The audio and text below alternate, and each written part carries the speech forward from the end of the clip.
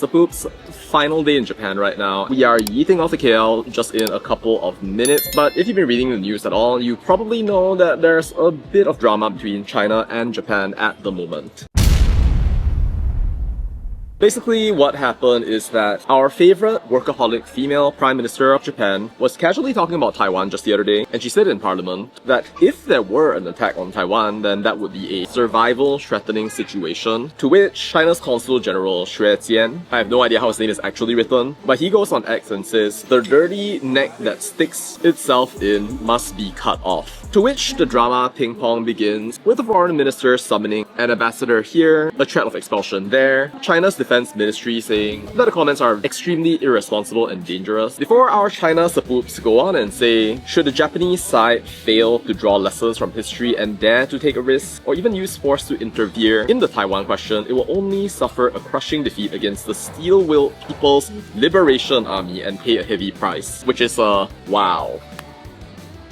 Now, I think you can see right now that this is a very sensitive situation. It's not your typical cat and mouse, I scold you, you scold me type situation. No, it's actually escalating. To the point that now China's warning its citizens to avoid traveling to Japan. And some of our airline spooks are saying, if you're flying there, we'll give you a refund, no questions asked. It's kind of a fascinating drama at the moment, with some people going all, haha, more sushi for us. But yeah, it's actually kind of a serious issue. Basically, anyone who knows just a little bit of history would know that all of these places have their own governments, their own history, they fought, cooperated, hung out for better or for worse in an entire long red thread of history that stretches across years in the hundreds. But see, problem here is that history is a weird thing, and there are so many different variables in this little spat.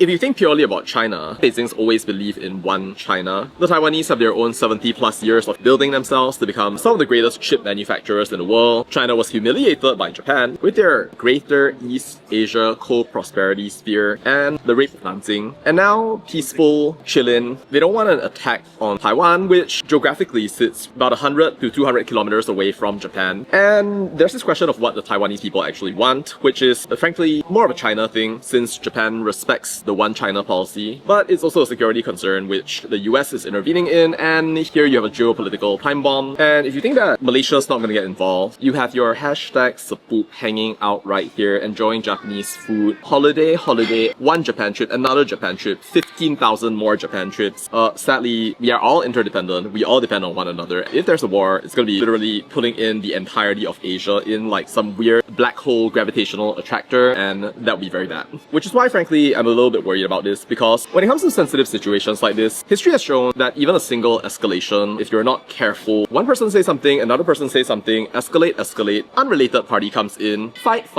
and before you know it, you can literally start a war even if nobody wants a war. And it's not pleasant to think about, but a lot of things can go wrong here. I think history is something legitimate that people have to actually understand. There's evidence for what happened, memories, people who experienced life aggression, people acting like they were trying to survive but actually becoming worse than the people that they were fighting against. And I think that we should all respect that. But I think there's another fact that we should respect, which is that history is not an unlimited weapon. The things did happen many years ago, but you can't be very well going all the way back into the historical record year after year and thinking to yourself that what happened 50, 60, 100 years ago needs to bind you. See, what's matter at the end of the day?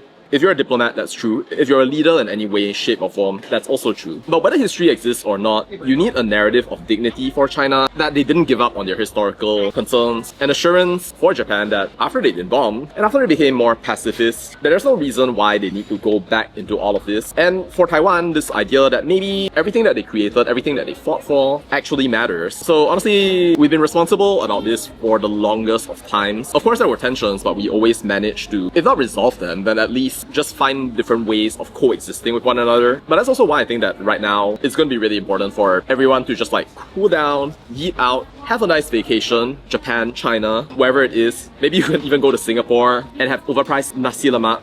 But yeah, even if you don't want a war, you can very easily start one through irresponsible words here, there, and everywhere. And yeah, Sapoops, it could really be bad. It could really escalate. So I hope that we don't go down that route. So if you're out there watching, from the Japanese, Chinese, or whatever government out there. Seriously, take a chill pill, calm down, eat some good food, and have your war suppose. Maybe 500 years from now, after all of us currently are dead, or maybe 5 years later if we're invaded by aliens. Alright, anyway, no war, dame desu, 不可以, X, 塔不累. Alright, more about Japan soon. That's all to say about that, and bye.